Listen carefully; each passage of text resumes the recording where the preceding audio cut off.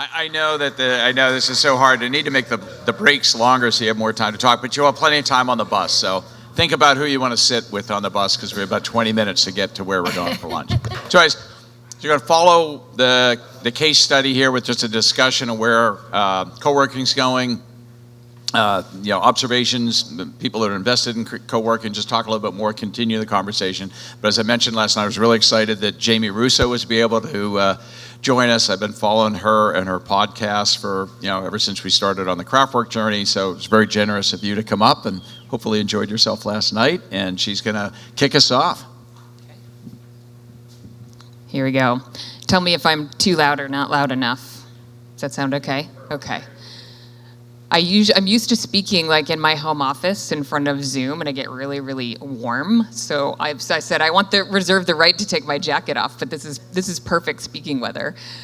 So Jim, thank you for inviting me to come up. I live in Burlingame, which is a couple hours south of here on the peninsula, and Jim will email me once in a while and, stop by. And I'm like, I can't really stop by. That's like a whole day, And finally he sent me an email and was like, what's not to like, I think was his subject line. And subject lines matter. So I agree what's not to like. And thank you for inviting me, Jim. And I thoroughly enjoyed myself last night and meeting folks that I've gotten to meet. So I'll tell you who I am. So I ran co-working spaces for 8 years. I started one in Chicago, and then immediately after starting my small local business, my husband said, I got this great job offer in the Bay Area. So we moved about a year after I had opened. So I ran the business remotely for a few years, and as soon as I came out here, serendipitously had the opportunity to open a space in Palo Alto. So I ran spaces for 8 years. When I first started, it was hard to find, how to start a co-working space on the internet. It was 2012. It was pretty new. I had an MBA from a good school and thought on paper, this looks pretty easy. And that's what I kept thinking as Jim was going through his slides. Like Jim kind of makes it look like easy. He's sharing his lessons learned, and he's got this beautiful space, and looks like he did everything right. And it's actually not easy to get all the things right. It's a pretty operationally intensive business. So there's a lot of things you can screw up. And I think because you guys are in the development business, like the numbers, the model, you gotta get all those things right. And I realized it's easy to get those wrong. Probably more people get that wrong than right, starting from the beginning. So picking the coffee and those are the fun things that people want to start focusing on. But they get the model wrong, and it's hard to fix, right? You spend $120 on your build out, and then you don't have any money left to go back and fix the things that you messed up or to renegotiate a lease that you got wrong. So I got super passionate about recognizing those mistakes and realizing at the time there's this burgeoning industry of people, not necessarily in the hats that you're wearing, but operators who were gonna start this as their business, and we're getting the model wrong. So I just got super passionate about let's get this right. So I started a podcast in 2016 just to kind of knowledge share, and I took on some industry roles. So I operated and owned spaces for 8 years, and then I ran the industry association for 5 years, which is called the Global Workspace Association, for anybody who wants to get more involved. Jeff's business partner has been to one of our conferences. We run conferences, and anyway, I have ended up having kind of this unique macro view of what's happening in an industry that has grown tremendously over the past 10 years. And then a lot of just micro knowledge from running a business myself and then starting to work with operators. So I decided my impact was better spent. My lease was up in June of 2020, which was fortuitous. Our rent was doubling in Palo Alto from 35 a square foot to 70 a square foot. So that model didn't work anymore in the space that we were in. And I had sold the business in Chicago. So I spend my time helping folks start co-working spaces. There's really not an education platform in the industry, so I'm trying to put that in place. I run a program for community managers who, as Jim mentioned, are really what makes the space tick. So I love to talk shop. If any of you are thinking about co-working and trying to understand, send me an email. You can find me on LinkedIn. Jamie Russo is my name, Russo. And I'm Jamie at everythingcoworking.com. And also the podcast I wrote down, if anybody's, wants to listen to some podcast episodes and understand co-working better, I have some episodes to recommend. I have 225 now, but there are some that I think would be a better fit than not for this audience. So I'm going to dive into sort of a more macro view because of my role in the industry of kind of what's happening, but I'm always happy to get into the weeds. So post-COVID was obviously a disaster for co-working spaces in general. So Jim, I mean, I can't tell you how many stories of, opening, doing really well, and then, complete disaster. It was a long, year, 18 months, and still is in some markets, right? So in California, we're kind of real slow on, masks inside, all the things. But the trajectory for this business and the demand is incredible because COVID-19 has just accelerated this idea that people have choice, people can work from anywhere. So co-working was kind of, try to get my order right here. So my sort of view on co-working workspace, for you guys even who aren't thinking about co-working but do anything sort of commercially related and even in your business in general, right? I like the term the new rules of engagement. So, it's a time of questioning absolutely everything because everything has changed. So in our business and maybe in yours, who you serve. So Jim talked a lot about who his best members are, that's changed a little bit, here and there over time. What you sell, which Jim talked about in his case study too, like thinking, okay, I'm going to sell this like bucket of options, and now it's you're kind of working with what people are demanding because so much has changed.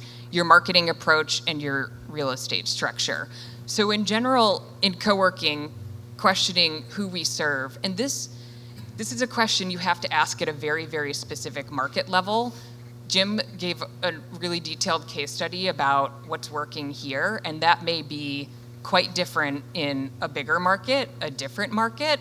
So Healdsburg with 12,000 square feet is gonna support a certain type of space, a certain size of space, and a certain type of member. So this is still a very, very, very hyper-local business.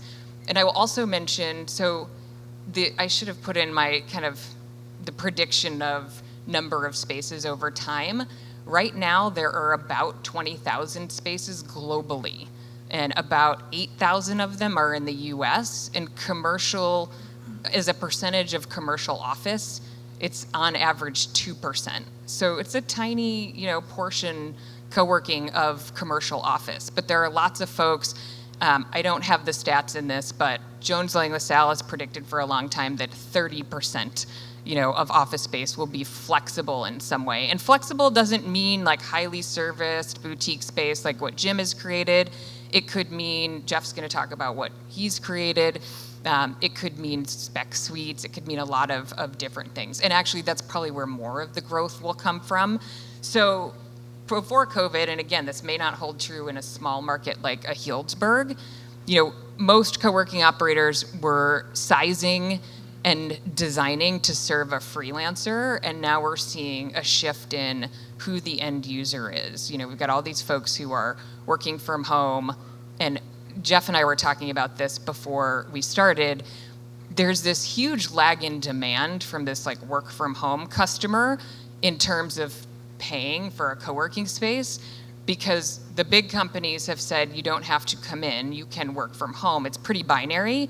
Very few of them have said, and here's a stipend to join the local co-working space. So they're paying out of pocket. The guy from Goldman Sachs, no problem, here's my credit card. But a lot of folks don't know it's an option or haven't gotten to the point where they're willing to make that, a budget item for the month. But we're starting to see this demand, and as real estate folks, it's a major liability to sign a lease.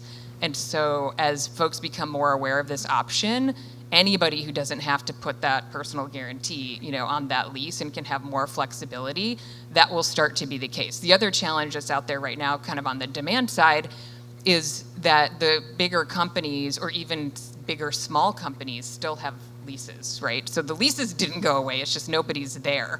So they can't get rid of those liabilities. And so any stipend is incremental to to what they're doing right now, but that will start to shift as folks reduce their real estate footprint and shift into being more flexible. So, I mean, here are a couple of stats. The bottom line is, 70% of employees will have some access to hybrid work.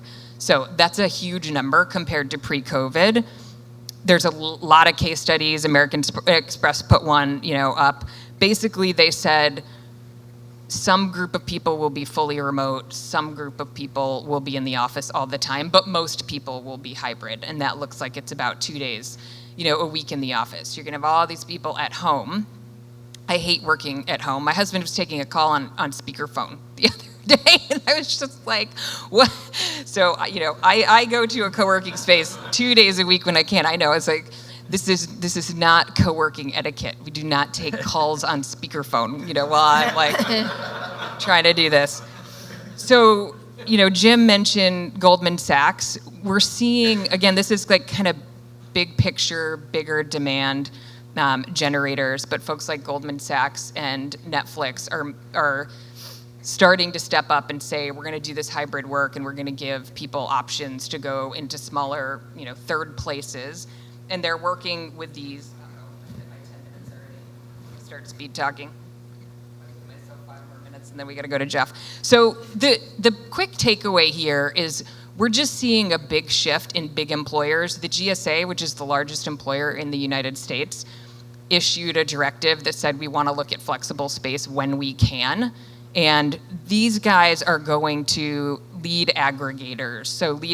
So one of the other big points about this market is the WeWorks and the Industriouses and the Reguses have like 30% market share, and the rest of it is the Craftworks and independent folks who kind of make up the fabric of local communities, which is awesome.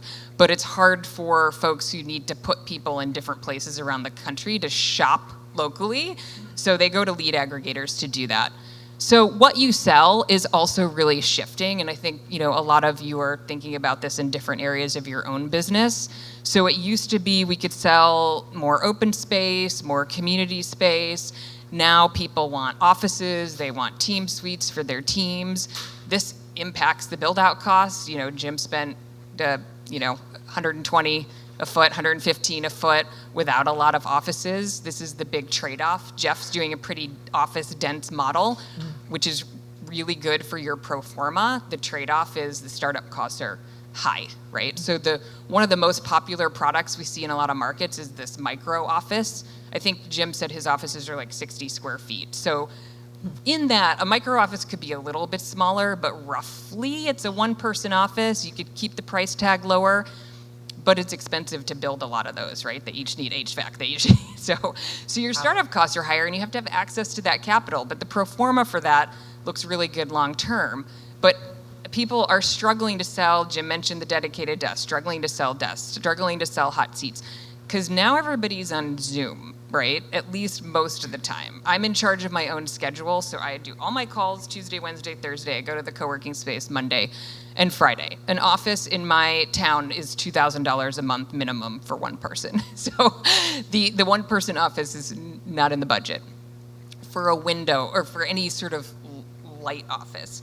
So private space is what will make the model, stronger and what will sell out faster. Jim said he's never had downtime on his offices, which is usually true. So the product has changed, and also the size of demand. And again, you're not going to do this in a Healdsburg, but the demand for flexibility is going to very large, is shifting to bigger and bigger requirements.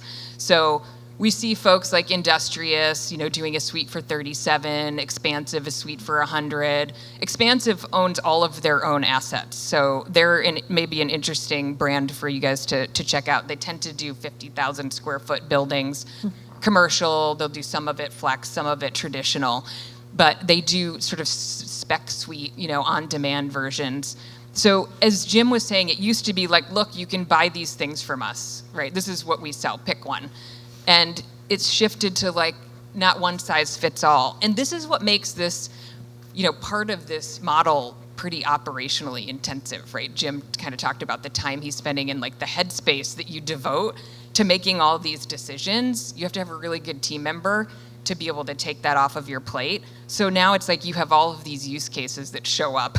And, we used to say, no, thank you, just buy what we have on the menu. And now we say, okay, we get it. Everything's changed. What do you want? We'll make a package for you. And that's really shifting in the language that we see people put on their websites, like take a tour and then we'll personalize your membership. That's pretty, there's a lot of hospitality, there's a lot of flexibility. It's a higher operational list than just space. One thing that you guys might find interesting, we just signed an agreement with a group called Feather, so they do on-demand furnishing. So Jim mentioned like one of the challenges is like configure the space. I don't know, are the dedicated desks gonna sell and then you may have extra space that's just flex space and you don't know how somebody wants to use that space. So this company Feather will just basically, you can configure your space and the furniture will show up. You don't have to wait the 12 weeks. They have inventories of typical office settings. Marketing approach has really shifted. That's kind of a detail I'm not going to go into here. Although I will say, I think the marketing piece is probably the thing that real estate folks just don't have experience with. Marketing is a local business is a really heavy lift and a very significant competency to build. And so that user acquisition piece is a big deal to not be overlooked if you're thinking about putting a space. Jeff and Liz will talk about their experience with that too. And that landscape is also shifting as we see more aggregators start to do some of that lift. And then real estate structure, real quick, the thing I'll mention there is that management agreements are starting to become more popular. So I love the own the asset and then operate the space. If you have the desire to operate a business, you can also hire an operating partner. The trick with hiring the operating partner, if you own the asset, is then you probably know this from other aspects of your real estate business, but you have to go bigger on the space in order for there to be enough profit to share. So management fees plus a profit share, you probably need 15,000 square feet versus 5. So again, I'm always happy to kind of dig into the weeds.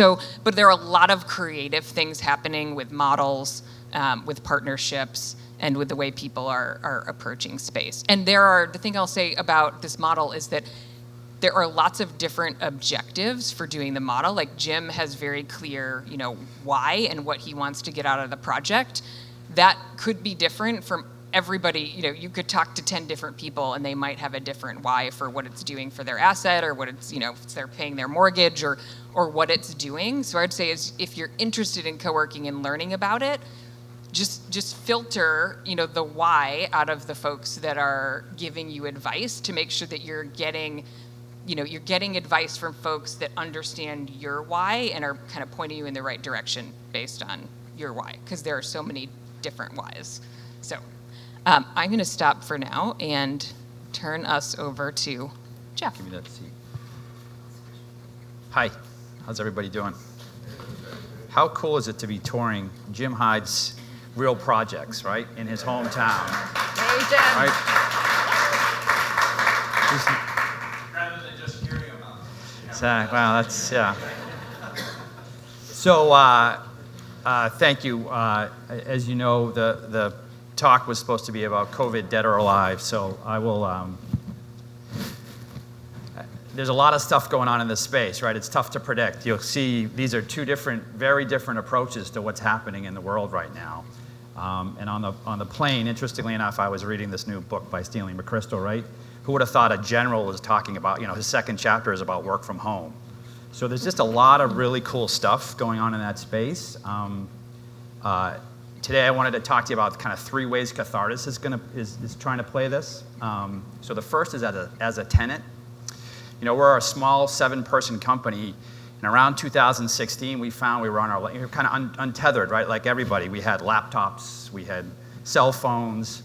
Our meetings weren't in a big conference room showing all our projects anymore, right? It was like, okay, if we're going to do a deal, we'll take the capital partner to our building or take our bank to a building. So my business partner, Jim Goldenberg, went to Jamie's conference, which was great, and I will give a plug both for the podcast and my favorite episode is Mara Hauser, who's a great thought leader in this space and is helping us out, which we also met at one of her conferences. But we decided to facilitate one of our annual offsites, I think in 17, with remote work, which is Jason Fried. The next year, we were lucky enough, this is us, this is world headquarters, right? This is all 7 of us or whatever. This guy, Dror Proleg, before he wrote his book, which is up there, Rethinking Real Estate, which is, again, a big thought leader about branding and all the changes and operations that are coming to real estate. We started thinking, okay, there's a lot happening in this space. We got to pay attention to it. How are we going to play this? So we decided to move to a co-working space at the end of that year. We went into an Industrious. Nobody wanted to be in the same office, so it was a very expensive. We had three separate offices and a flex space, right? If you told me, 5 years ago, I would be working alongside my development manager, or I would be running with my laptop to go into a phone booth, would have said you are crazy. I'm, quote, too successful in my career to be doing that. It was fine. And what we found during COVID is, in 1 month, we dropped or whatever, 3 months, we dropped the flex suite. We went from 3 offices to 2. 2 people worked out of their house. And we I hate to use pivot, but we just pivoted very quickly and shrunk our footprint. And then recently just moved our company into Work Bar, which I'll talk about next. So the second piece of so as a tenant is first. Second, we're an investor. Work Bar is a suburban co-working with about 7 or 8 locations in the Boston area. We liked their model because what they said was, you can go to Shanghai and go to New York City and be cool and do your whole thing. But in reality, if you're a local salesperson, right, you want to kind of bop around your suburban in the Boston area. It's kind of the metros, it's the Needhams, the Burlingtons. That really worked well with what Cathartis' footprint were, because we're kind of these suburban developer, or have been for our last 10 years. I showed those Portsmouth, New Hampshire projects last night. So we moved into Work Bar about a month ago. And just as a side note, as a 35-year office leasing agent, the fact that we moved over there in one day when it used to be moving trucks and build out and stationary and IT, amazing. I mean, we were like up and running in 6 hours to the new space. And so where I'm going at is, this is a hard trend, folks. I think it's going to happen. I don't know where. We're still in early phases. There's talks of holograms and Zoom and all that stuff, but we don't know what we're doing. But we're trying to figure out how we want to participate in it. So, as Jamie was saying, COVID crushed a lot of these co-working places. They went out and did a capital raise last summer, and we decided to participate in that. So my business partner is on their operating committee. He's seeing a lot of synergy between the stuff that we're doing and they're doing, and we're kind of monitoring it. We also have them, I think it was their first management agreement. We did a kind of a industrial flex funky space with artists and a brewery and all that, and so we embedded them in our industrial building, and they're running it right now. And so it happened just before COVID, so we're coming out of it now. This is just a couple of the spaces. So I think the most interesting thing that I want to talk about that is relevant to our talk today is that, so this is a 130-unit project. We're trying to solve 2 things with these co-working. So we really got focused on what's the intersection of residential and co-working. Jim had a great line about, I think, and this is going back, right? Club work versus, can you be in a club? Can you live with us? And can you office with us? That was the thesis, but we as developers are also trying to solve other things, which are like, what the heck, who are going to go in all these retail spaces with Amazon and the restaurant business, right? So we're solving for different things right here. We want office tenants, right? So kind of like what Jim's doing out here, retail tenants. And we also want to be able to tell these planners we're going to activate their streets right off the bat. So in this space specifically, on the right side on the first floor here, this is the main lobby. We took 3,500 square feet, and because we're building a fitness center, because we're building a huge lobby that's got the fireplace, all the marketing pieces, what we said is, can we monetize that piece by putting a co-work and attaching to it? So while there's 3,500 square feet of offices, and I think I have the setup here, so I don't know if you can see that. So your left side is 17 offices. But you can see how we incorporate all the lobby and the leasing area as basically co-work. So it kind of runs like 5,000 feet. So we're trying to take spaces we're already building and that we already need for our leasing sequence, and can we monetize that with the office? And so what we have found, which was really interesting, so we opened this in April 1st of 2020, right? And, burned through a bunch of our leases right away, but then all of a sudden, so this is about 10 minutes north in Dover. I think I showed you the Kachiko waterfront, so this is about 3 blocks from that. So we've already kind of set the tone in the city with this building. We started to see after COVID, the 15-year-old kid in one of our offices going to class. and then we saw the lawyer who's in the courthouse. And then we have a woman that does all her title closings. And I think I was telling Jamie last night, we got really excited because a couple relocated up from Boston, had a small medical device company, dropped their office and took 3 offices with us. And they're going to put their assistant in one of them. And so they're going to run their company out of our building. So again, monetizing the space we're already building with co-working, and it's really office intensive. You can see we have a couple of small enterprise suites on the other side. The labor on these is really difficult. As Jim said, I don't know, you said 50% or something. So what we're trying to do is, can we, in all our projects, I think like we all are doing, we're trying to create community, right? Everybody can go to their apartment and do Uber Eats and binge watch Game of Thrones and not come out for the whole weekend, right? So we're trying to pull them out of their spaces into our lobby. So we're doing we found our management company is great at leasing and running, figuring out the trash and the landscaping and the plowing. They're not great at community events. So we pulled that in-house. So we're trying to create as many events as we can. This just is another way for us to activate that space, right? So community is so important to us, and that person that was doing leasing is also doing community events, and now we're just adding that leasing sequence on. So can they lease an apartment, and can they lease a co-work? We're still trying to figure it out. It's not to run a space of this size and have a full-time community manager doesn't work. But that's, I'll call it our sandbox. This is our sandbox right now, and we're trying to take this and roll this out to our other projects. So, for instance, in that Kachiko project you saw last night, we've got 20 or 25,000 square feet of retail. We're trying to think, can we put more of this stuff in? Can we use this as a calling card? We've already brought the mayor in. We've brought other communities in that we're developing in this area and said, hey, isn't this great? These are entrepreneurs. Somebody might start a business here, spin off, and take an office space in your community. So we're lucky because it's not a material part of the pro forma, right? It's not. We're doing it for reasons outside of that. The second thing that we're trying to do right now is figure out if we can connect the food and beverage. So this is a kind of a cool coffee shop biscuit that we connected. You can kind of see the small connection. If we had to do it again today, we would probably make this connection bigger and grander. And, we had fire code issues, all the stuff. So it's like this door that it's got the glass with a wire through it. So it's not, we would really like to have that coffee shop feel and blend that all the way in, but then we have security issues, right? So someone can walk into this coffee shop and get into our lobby. So we're fobbing, we're trying to solve these things on the fly, but I guess my takeaway is we're trying to really play in this intersection of residential and co-working. We're pretty enthusiastic about it, but it's really early on, and thanks for your time. Great.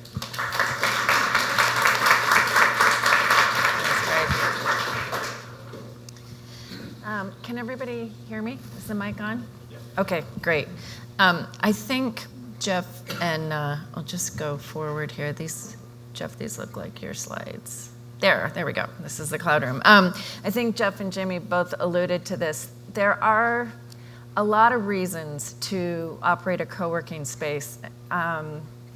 Profitability is not necessarily one of them. And I think I'm on the panel today to provide a dose of reality around that. And because I know most of you really well, we like to go for radical transparency in this group. I'm going to talk a lot about the challenges. The Cloud Room is a co-working space that I operate in Seattle. Seattle is a crowded, high rent, high labor cost market. There are a lot of co-working operators in Seattle, and they're all bigger than me. So this is a 6,000 square foot boutique space. It opened in 2015. There are a lot of reasons why I'm still operating it, but profit is not one of those reasons. And we can get more into that in the Q&A if you want. It's a beautiful space. It's designed to mostly be kind of an open plan individual worker space. When one of the things to think about, just at the nutsy boltsy level, if you're going to operate a space or open a space, is how you're going to seed that space at the beginning. And so we're in a neighborhood that is kind of an indie creative neighborhood. We decided that that would be our niche. And we seeded the space initially with a bunch of creative people, meaning that we gave them kind of scholarship memberships to this space. There's an alternative weekly newspaper in Seattle called The Stranger that's widely read. They give out Genius Awards. And so that was a great group of people. Anyone who had ever won a Genius Award, so these are people from media, music, arts, got a free membership to the Cloud Room. And that really did help get the ball rolling. And so just a few photos of this space. We do have dedicated what we call grounded desks where you've got your ergonomic Herman Miller chair. We also have a lot of free floating desk space and a very comfortable, soft lounge where a lot of our members like to hang out, frankly, and a bar. And that was a very intentional decision on our part to kind of differentiate ourselves, again, in a crowded and very kind of office-y feeling competitive set. We wanted to feel more living roomy, a little clubby, and the bar has worked really well for us. But again, like the bar's not making money. All of these, we're building great community, but not necessarily in a profitable way. And there's numerous reasons to think about doing that. I mean, this is the developer crowd, right? And there are assets where you have a space that's not tenanted, and co-working can provide a real hub for a bigger project. The Cloud Room exists in a mixed-use complex of 6 buildings, probably 40,000 square feet of office space, another at least 40,000 square feet of retail space, a bunch of apartments, and it's sort of this little village within a larger village in the neighborhood. And so it's a great cultural hub. It really fires a lot of activity, foot traffic. We do a lot of entertainment events. There's a grand piano in the space that I don't think I have a picture of, but and we host a lot of events, and this is a pre-COVID photo, but it's looking a little COVID-y up there. But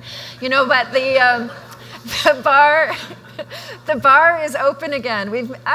Jim wanted me to touch a little bit on COVID survival strategies. We have reopened our bar recently only to members. The bar used to be public, which was a way to get people in to see the space. But post-COVID, at least for now, that doesn't feel very safe for our paying members. But now you can buy a bar membership. Anyone in the community for $50 a month can be a member of the Cloud Room, come to the bar, run a tab, host meetings, do all those things. But you just don't get any kind of daytime co-working with that. We have a variety, as Jim is there, everyone's pointing out, there's a variety of memberships, and half the time we end up customizing, making it up. And this is just a little bit a sense of the larger complex. We're on the 4th floor. It's interesting to think about the ground floor versus higher up in the building issue if you were contemplating a co-working space. I think ground floor is a more interesting proposition, but we wanted to be up where there's a roof deck at the top of the office building. So there are pros and cons, but that's something to think through. Can you see our plexiglass dividers? We never closed during COVID, by the way. Like Jim and others, we had companies that were in essential industries working out of our space, and so we just said, hey, we're not closing. We don't need to close, and my team works out of the space. We went in every day because we're also property managers, and so we had a hardcore contingent, including Thomas Goldstein, who was there pretty much every day during COVID. And I would say now our membership is back almost to pre-COVID levels, and we and have new people joining every day, and we are seeing some of this The corporate worker who's no longer going to the corporate office is now coming to us. We have joined a bunch of those aggregator networks so that we can take advantage when those bigger companies are going to start giving stipends to their employees, so that they can find us through those bigger aggregator networks. So we're signed up with all of them now. What else can I tell you? We did an advertising campaign during COVID that was like, okay, home's great, but we're just like home, but better. And so there was a lot of, we did a bring your kid to work campaign so that people who were stuck at home with their kids knew that they could actually bring their reasonably well-behaved children to our co-working space. We did some Zoom events. Actually, again, my friend Thomas Goldstein, who's here, helped us host a Zoom session that had a bunch of local business owners talking about, I'm not gonna use the word, talking about how they had altered their trajectory during COVID. And so we had at breweries and grocery stores, and just like, because we have a community of really interesting people, it wasn't hard to get, people were just dying for connection. It wasn't hard to get people to participate in those sort of Zoom panels early on. And so this is my last slide. What I want to say, I want to go back to the economics, because I think I'm still in the business because it's 6,000 square feet out of, in a much larger complex. It's accretive to the project overall. When an office tenant signs a lease elsewhere in our building, they get free basic membership to the cloud room. It's a huge selling strategy for us because it's beautiful. They come up and they see the bar, and we say, no, you can automatically be a member, run a tab, bring your guests from out of town, and they're like, ooh, and so much of these things are, I was saying to Jamie last night, there's this Maslow's hierarchy, and you have to sort of understand all the layers. Basically, yes, you have to have really good Wi-Fi, the printer can't be jammed, like you have to provide all those things for people at the base of the pyramid, but then you need to pay attention to sort of working your way up to the aspirational pieces of it, because that's kind of what sells. People sign up for a workspace thinking they're going to collaborate, seeing all these other high energy people in the room, and knowing that you have events and knowing there's a bar where they could bring their colleagues. And it's funny, they don't take advantage of it as much as you would think, but that doesn't matter. It's the idea that they could if they wanted to. And so it is still important to do all those things because people are aspirational. And so at a bigger level, that's the role that the cloud room plays for us in our overall real estate complex. Is it provides that little aspirational piece, the cultural piece, the events piece that really does help people feel like they're part of a community. But in a high rent, high labor cost city, a boutique co-working space is not, well, these guys have touched on the challenges. It is very, very hard to make money. I think what Jim's doing in Healdsburg makes way more sense if you're really interested in co-working as its own business, where you've got less competition, more of a captive market, easier to get to know sort of your community and bring them in. And I'll stop there because I know we're running out of time and we want to do some Q&A, but the people will do this funny math when they think about opening a co-working space. It's like, oh, the rent's only this, and it. If I sell all my seats three times, it's all going to work out, and it's not that simple. I think that's the basic message. So. That's great.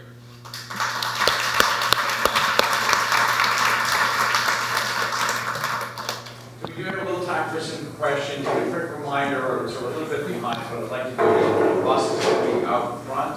Try to be on that so we can pull out here at 11:15. So maybe we do 10 minutes of Q&A. Again, you can leave stuff if you want, just in the back conference area, and we'll try to make this happen. These guys are going to start knocking the tearing down so that they can go ahead and do that rather than try to capture the Q&A if we want, so they can get on the road and be set up so we'll get that far. But go ahead, want to do some questions? Questions? Colin? I guess Liz or anybody, how much of the events parkings, whatever, is a driving force? Are there metrics around that, or is it just sort of anecdotal that you think it does drive membership or sales fees? You know, it's in my case. Colin's asking about how much sort of the events and the cultural components really drive membership. In my case, I can't really tell you. I think it's really hard to tell. We talk about these three pillars, which is the events, the bar, and the co-working, where the other two had better be accretive to the co-working for us to really make money. But we kind of do it on faith, to be honest. I will also make one point I meant to make in my presentation about marketing, because it also came up with Jamie and Jeff. One of the things I learned the hard way, but recently I'm getting great traction on, SEO matters. The single biggest way that people find your co-working space, regardless of your presence in the community and how much great event programming you do, is through Google search. So we recently got a guy in who fixed, it was messed up, our organic SEO wasn't working, he restructured our website. And it makes a huge difference. One thing I make my community managers do is every single person who comes in, we ask them how they found us. If they haven't asked how they found us, they're in big trouble. So it's really important data. I would add on to that quickly. I think I follow the 80-20 rule for almost everything. 80% of your members will not attend events, right? It's like the 20% will actually go to stuff. So you can't overdo member events. You can't spend too much time on it. 80% of your members will come from search, from people who know what co-working is and Google co-working near me, and they find you. Getting people into the space is that like 20%. Like, okay, I got the 80%, but I got to do all the little things to pull people in. Some spaces, though, will do an event space like this. I was like, oh, this would be an amazing big event space. And we'll try to add on event revenue to make the model better. But that is operationally intensive and also tricky because you have to have a certain level of events to hire someone to manage it because Jim's not doing it. There's a space in San Francisco that has a bar and they have a big open space and they have a lot, they can do a lot in event revenue, but same problem, that somebody has to manage it. Staffing events is a huge problem. Yes. Quick questions, although there's only one's really important. The first question. Have you made any adaptations to HVAC systems because of COVID? Are you seeing people wanting a deeper layer of air filtration, safety measures, not just now, but long in the future so you can own Yeah. We're super lucky because we built our building to be not LEED, but very sustainable. We have operable windows in our office building and dedicated fresh air system. We added HEPA filters, am I saying that right? HEPA filters to all of our fresh air systems. And because we're a low-rise boutique building, people don't have to take the elevator, they can take the stairs. So we have all these great things we can say. Okay. Yeah, we're seeing the same thing. We obviously access to outdoor space. So On recordings, make sure we can hear the mic send questions. Or did you shut? Oh, repeat the just questions? quickly, we're giving outdoor space availability. So we have seating outdoors. We're giving our residents access to our roof deck. So there's also that opportunity to get outside. Great. We'll go back there. Liz, do you see a pathway to profitability, or this is just going to be the life? I had a heart-to-heart with Jamie over cocktails last night about this. There's some things I would have to do differently and reinvest in, and so I'm kind of at a decision point. Those individual glassed-in offices really are the future because everyone is on Zoom. We don't have those. We did bring in more phone rooms during COVID. We bought these great little phone rooms from this company in New York. Like, they're like little pods. It came in a box and we set it up and we plugged it in. And so we did a bunch more of those, but the build out for individual private offices, like, that's a whole nother capital investment. And so I'm teetering on the fence on that, honestly. But that's what it would take, I think, to become profitable. And so I think both of these guys alluded to that capital investment revenue. Yeah. If you own the asset, that capital investment makes a lot more sense up front.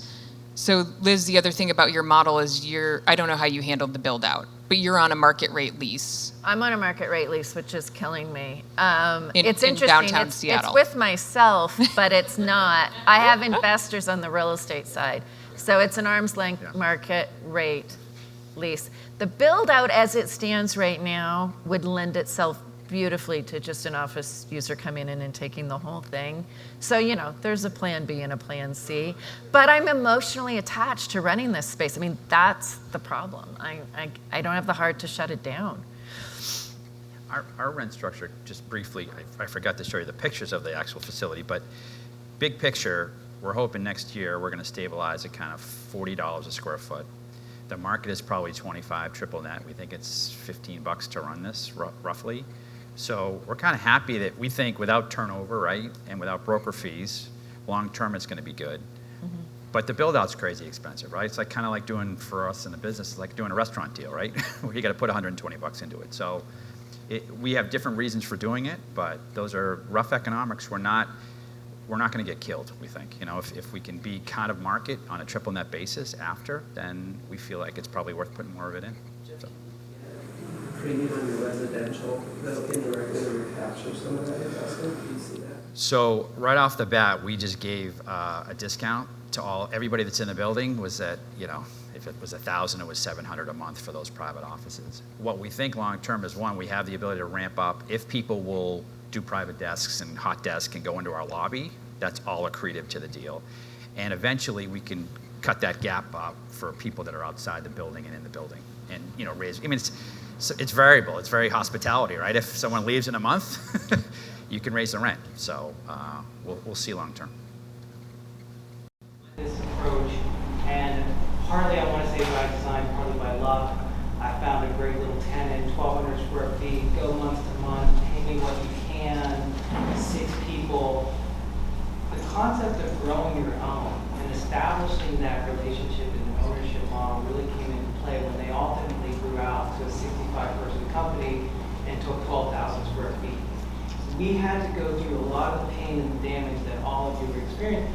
Me holding space vacant, my investor saying, why don't you lease it, you're losing money, that's crazy. But me building relationship, just like we build in our community, or we build in our retail project, and ultimately having that organic growth became the success factor, or the profit, if you will, in the deal. So the point being that co-working as kindling, co-working as the goose that lays the golden egg for your space is really interesting, because as we go from, say, the individual freelancer to, say, the 2 people from whatever XYZ corporation that starts work there, and then that goes upline to the operations person at the corporation, they're like, oh, well, why don't you just take 30 spaces over at your place? With the metric you're looking at, Jamie, could be really economically palatable in terms of taking the space. You just have to design from the beginning to attract, and then have the fit in your other assets, that it's a clear move from them into this space, into. Just last point, so it's specific to that, is I always kept leases short term, but it was more like a year, 1 year plus 1. So I could keep control over like the growth, like, and again, the startup that's growing from 6 to 60 isn't that fast. But I can see funding rounds happen, and I can say, I'm going to renew you a year, and then 6 months down the line, I'm going to come back to them and say, you ready for that? You want that? So that was also, again, luck for the most part.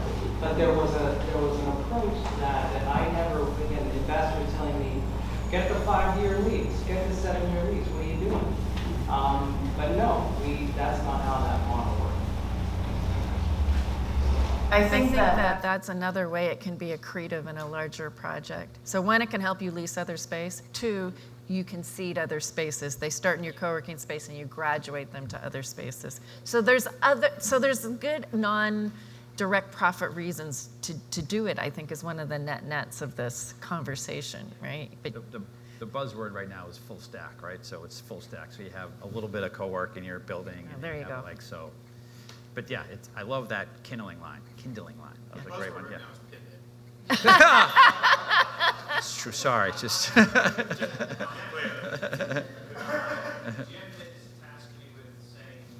we're done? All right.